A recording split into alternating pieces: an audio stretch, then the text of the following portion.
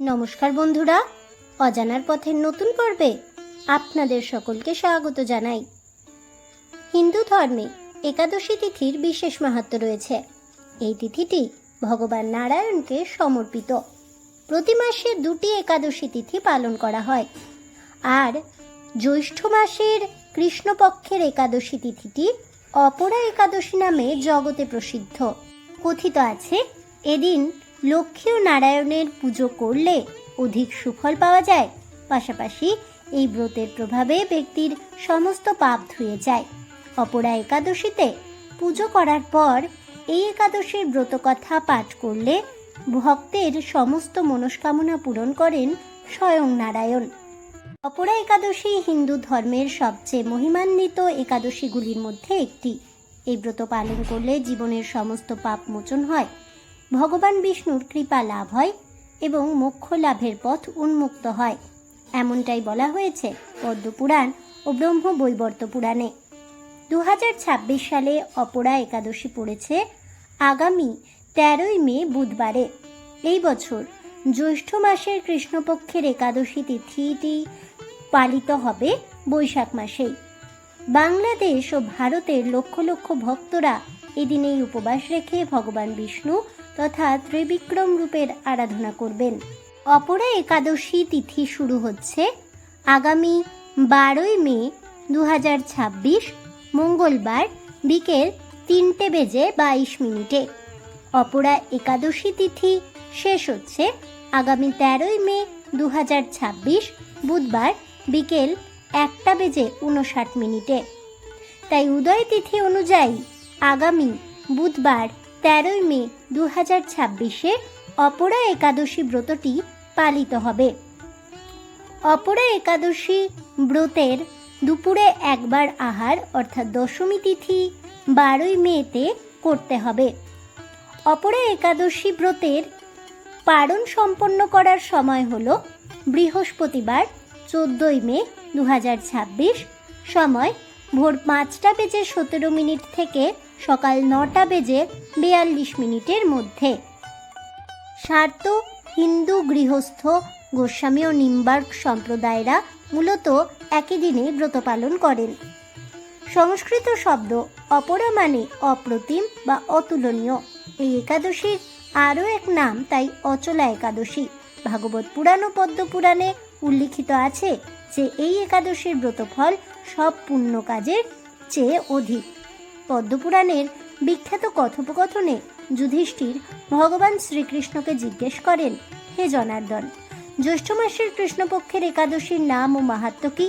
শ্রীকৃষ্ণ উত্তর দেন যে এই একাদশীর নাম অপরা এবং এটি অত্যন্ত পুণ্যদায়ক ও মহাপাপ নাশক। অপরা একাদশীর 3টি বিশেষ বৈশিষ্ট্য রয়েছে। এটি ভগবান বিষ্ণুর ত্রিবিক্রম রূপের আরাধনায় উৎসর্গীকৃত, যে রূপে তিনি 3 পদক্ষেপে সমগ্র ব্রহ্মাণ্ড জয় করেছিলেন। এই ব্রত পালনে ব্রহ্ম হত্যা, গুরু হত্যা সহ মহাপাপও বিনষ্ট হয় বলেই শাস্ত্রে বর্ণিত আছে। এই ব্রত জ্ঞাতে বা অজ্ঞাতে করা পাপের প্রায়শ্চিত্ত হিসেবেও অত্যন্ত কার্যকর বলেই বিশ্বাস করা হয়। অপরা একাদশীর ব্রত পালনের নিয়ম। ব্রতটি সঠিকভাবে পালন করতে হলে 3 দিনের একটি প্রক্রিয়া অনুসরণ করতে হয়। 1. দুপুরের আগে দশমী তিথিতে একবার সাত্ত্বিক ভোজন করতে হবে। রাতে আর কোনো খাবার খাওয়া যাবে না। পেটে শস্য বা ভারী খাবার রাখতে নেই, যাতে একাদশীর দিন পেট পরিষ্কার থাকে। 2. পরদিনের পূজার সামগ্রী গুছিয়ে রাখুন। ফুল, ফল, ধূপ, নৈবেদ্য, প্রদীপ, চন্দন, গঙ্গা জল, তুলসী পাতা অবশ্যই একাদশীর আগের দিন তুলে রাখতে হবে।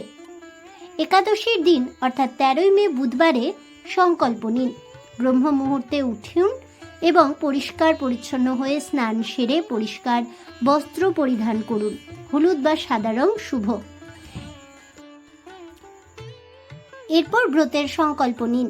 মনে মনে বা মুখে বলুন, আমি অপরা একাদশীর ব্রত পালন করছি।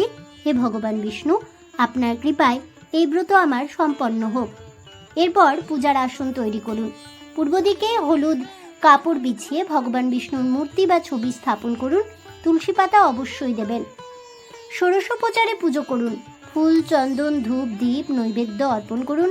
বিষ্ণু সহস্রনাম বা ওম নমো ভগবতে বাসুদেবায় মন্ত্রটি জপ করুন। অপরা একাদশীর ব্রতকথা পূজা শেষে অবশ্যই পাঠ করুন বা শ্রবণ করুন। সন্ধ্যায় পুনরায় ভগবান বিষ্ণুর আরতি করুন। সারাদিন উপবাস রাখুন। যারা নির্জলা উপবাস রাখতে পারবেন না তারা শুধুই ফল, দুধ বা ফলাহার গ্রহণ করতে পারেন। রাতে ভগবানের নাম সংকীর্তন করতে হয়। দ্বাদশীর দিন অর্থাৎ 14 মে বৃহস্পতিবার নির্ধারিত সময়ের মধ্যে পারণ বা উপবাস ভঙ্গ করুন। পারণের আগে ভগবান বিষ্ণুর নাম নিন।